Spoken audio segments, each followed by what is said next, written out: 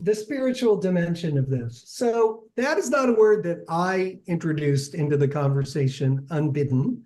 And I didn't because, although I'm quite comfortable with the idea, um, the word is can be triggering or a turnoff for some people, right? It's like, oh my God, the namby-pamby, here come the namby-pambies again, the woo-woo investors, the people who want to do disguised philanthropy and call it investing because it makes them feel good, the dumb money, the, blah, blah, blah, blah, blah.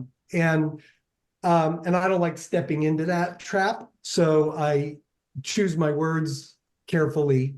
But when lightly provoked like this, it doesn't take much of a scratching of the surface to say that I do believe this is part of my spiritual journey, my relationship to my own wealth, my relationship to how that wealth is deployed and how much of it I keep for me and my family versus for the world. These are very deep questions.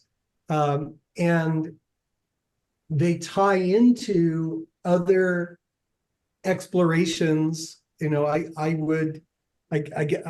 was listening to my own bio as Lori read it. I hadn't heard it in a while. It was written a while ago. And somewhere in there is lifelong learner. That's true about me and a thing I'm proud of, right? That I am always, even now, there's a bunch of things that I am brand new things that I'm learning and trying to bring in. And at a certain point, if you are a lifelong learner, you cannot, someone will say, where'd you pick that up? And I have no idea. It's all interwoven with everything else. So I think the kind of personal development or spiritual growth that people undergo over time cannot help but influence your thinking about your behavior in the world, including your relationship to your investments and your wealth, if you have wealth. And it is only a conscious effort to remain in denial that can keep you in denial, because the reality of things is insistently pushing itself upon us all the time. As I said earlier, interdependence, you don't have to, that can come from, a spiritual insight.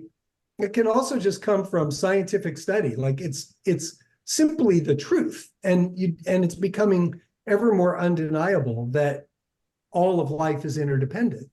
And so regardless of what, I try to not demonize whatever path people come in. People come into this work from many different doors. They're all beautiful and welcome.